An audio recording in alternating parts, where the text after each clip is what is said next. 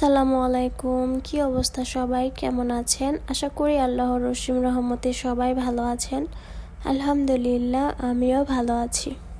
চলে এলাম আবারও আপনাদের মাঝে লাইলাতুল বারাত বা শবে বরাতের একটি স্পেশাল ভিডিও নিয়ে। আমি আশা পলাশ লাইফস্টাইল ব্লগে আপনাদের সবাইকে আরও একবার স্বাগত জানাই। 14 ফেব্রুয়ারি শুক্রবার লাইলাতুল বরাত বা শবে বরাত পালিত হয়েছে। দেখতে দেখতে এখন তো রমাদান চলে এসেছে। সবাইকে রমাদান মোবারক। তো এখানে আমি প্রথমে গরুর মাংসটা রান্না করে নিচ্ছি।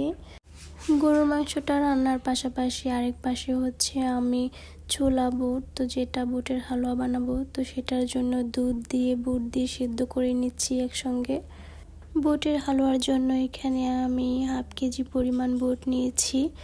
এক এক করে আমি সব রান্নাই করে ফেলেছি। এখানে আমার পোলাওটাও হয়ে গিয়েছে। সব কিছু তাড়াহুড়া করেই করছি, কিন্তু তারপরে ওই দিনের পোলাওটা কেন জানি অনেক সুন্দর হয়েছিল, একদম ঝরঝরে। প্লেন পোলাওয়ের একটা অন্যরকম স্বাদ, আর হচ্ছে একটু ভেজে নিলে তার স্বাদটা একটু অন্যরকম হয়ে থাকে, একটু ডিফারেন্ট। পোলাও রান্না করার পাশাপাশি এখানে হচ্ছে আমি লাউ ভাজি করেছিলাম দুপুরে। আর এই তো এখানে আমার ছোলাটাও খুব সুন্দরভাবে সিদ্ধ হয়ে গিয়েছে। গরুর মাংসটাও হয়ে গিয়েছিল।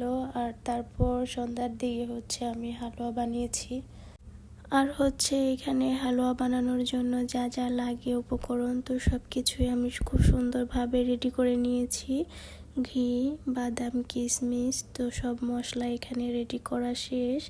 আর এখানে হচ্ছে গুঁড়া দুধ। আর এখানে হচ্ছে আমার ভাগিনা বোরহানি বানিয়েছিল।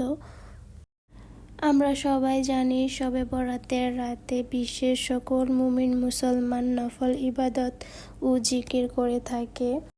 নামাজ পড়ার সাথে সাথে জীবনে যত গুনাহ, যত পাপ করেছি, তো মহান আল্লাহ তাআলার কাছে ওই দিন দোয়া করি এবং ক্ষমা চাই। শবে বরাত আমাদের কাছে খুবই গুরুত্বপূর্ণ একটি দিন। যদিও এই রাতে নফল ইবাদত করা হয়, তারপরেও আমাদের কাছে এই রাতে আল্লাহ তাআলার ইবাদত করতে আমরা অনেক পছন্দ করি।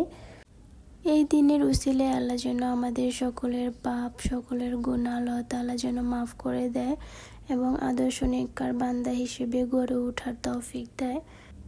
শবে বরাতের দিনে হচ্ছে আমার শরীরটা অনেক বেশি খারাপ ছিল। গলার অবস্থা খুবই খারাপ ছিল, গলা ভেঙে গিয়েছিল ঠান্ডায়।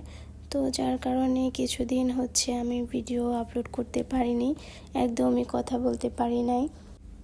ওয়েদার চেঞ্জের পাশাপাশি সবাই অনেক অসুস্থ হয়ে পড়ছে। তো আমার বাসার সবাই অনেক অসুস্থ, আমার মেয়ে এবং শ্বশুর শাশুড়ি সবারই অনেক ঠান্ডা। তো সবাই দোয়া করবেন ওদের জন্য। সুজির হালুয়াটা আমার হয়ে গিয়েছে, তো এখন বুটের হালুয়াটা রান্না করব। হালুয়া সেদ্ধ করে ব্লেন্ড করে নিয়েছি, তো এখন হচ্ছে হালুয়াটা রান্না করার পালা।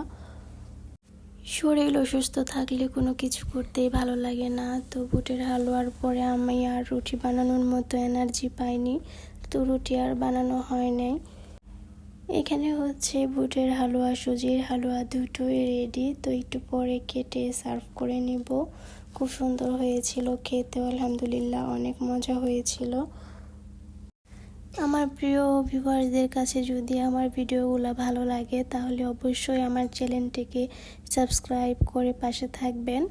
লাইক, কমেন্ট, শেয়ার করতে ভুলবেন না। আর যদি ফেসবুক থেকে দেখে থাকেন, তাহলে আমার চ্যানেলটিকে অবশ্যই ফলো দিয়ে আমার পাশে থাকবেন।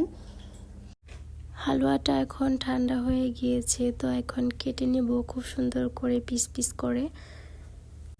সুজির হালুয়াটা আরেকটু হতো, আরেকটু টান টান হতো। তো কেটে নেওয়ার পরে বুঝতে পারলাম যে আরেকটু হতো। তো বুটের হালুয়াটা একদম পারফেক্টলি হয়েছে, মানে কোনো জায়গায় কোনো ভেঙে টেঙে যায়নি। খুব সুন্দর হয়েছিল বুটের হালুয়াটা। আর হচ্ছে সুজির হালুয়াটাও খেতে খুব একটা খারাপ হয়নি, ভালোই লেগেছে। তো আজকের ভিডিওটা এই পর্যন্তই। সবাই ভালো থাকবেন, সুস্থ থাকবেন। পরবর্তী ভিডিওটি দেখার আমন্ত্রণ জানিয়ে শেষ করছি। আল্লাহ হাফেজ, আসসালামু আলাইকুম।